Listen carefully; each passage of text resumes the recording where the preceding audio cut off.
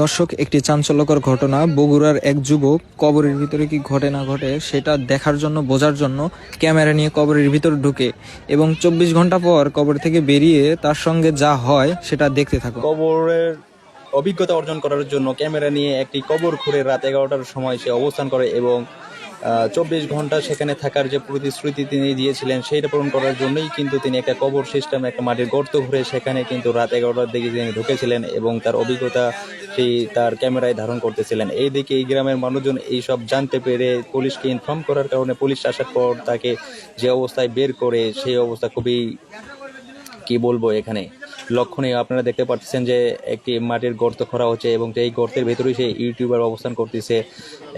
সে আসলেই দেখতে চাইছে যে আসলে মানুষ কবরের ভেতর মানুষকে কবর দিলে তার অভিজ্ঞতাটা কীরকম হয়। সে নিজের চোখে বা নিজে সেই জিনিসটা চ্যালেঞ্জ হিসেবে নিয়েছিল এবং সেই চ্যালেঞ্জকে ফুলফিল করার জন্য তিনি তার বাড়ির উঠানে এইরকম একটা রিস্কমূলক একটা কাজে কিন্তু তিনি পদক্ষেপটা নিয়েছিলেন। সে কারণেই কিন্তু সে দেখা যাচ্ছে যে রাতের গভীর, যাতে মানুষজন না জানে, সে এমন একটি অবস্থায় তার নিজের ভাইকে নিয়ে কিন্তু সে এরকম একটা কবরের ভিতর অবস্থান করেছিল। এটা খুব ভয়ানক এবং সাহসের একটা বিষয়।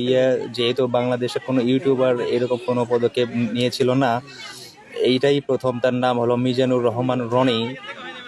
তিনি একজন ইউটিউবার হিসেবে নিজেকে পরিচিত করতে চান, সেই কারণেই মূলত বিভিন্ন চ্যালেঞ্জ তিনি নিয়ে থাকেন।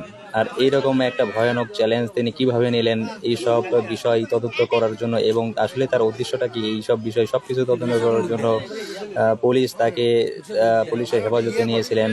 সেই সব কিছু আপনারা জানতে পারবেন এই ভিডিওর মাধ্যমে। তো ভিডিওটা দেখেন আসলেই কী রকম অবস্থায় তিনি ছিলেন এবং তাকে যে অবস্থায় পাওয়া গেছে সব কিছু এই ভিডিওর মাধ্যমে আপনারা দেখতে পাবেন। সো এখন ভিডিও না কেটে ভিডিওটা ফুললি দেখতে থাকেন এবং আসলে এরকম কাজ যেন পরবর্তীতে কেউ না করতে পারে। বা অনেকেই বলতেছেন এইটার ভেতরে কোনো রহস্য লুকিয়ে আছে, সে কোনো সংগঠনের সাথে জড়িত কি না, এইসব খতিয়ে দেখার জন্য গ্রামবাসী বা এলাকাবাসী পুলিশকে জানানো দিয়েছে বা তথ্য দিয়েছে। সে কারণে কিন্তু পুলিশ আসার পর তার যে কবরটা এটা কিন্তু করা হচ্ছিল এবং তাকে উদ্ধার করার জন্য অনেকেই, দেখা যাচ্ছে এখানে অনেক মানুষের ভিড়। কিন্তু আপনারা দেখতে পাচ্ছেন যে এলাকার যত মানুষজন আছে সব মানুষ কিন্তু এখানে ভিড় করেছে আসলে একটিবার তাকে দেখার জন্য, আসলে সেই কোন অবস্থায় ভেতরে আছে এবং সে কি করতেছে।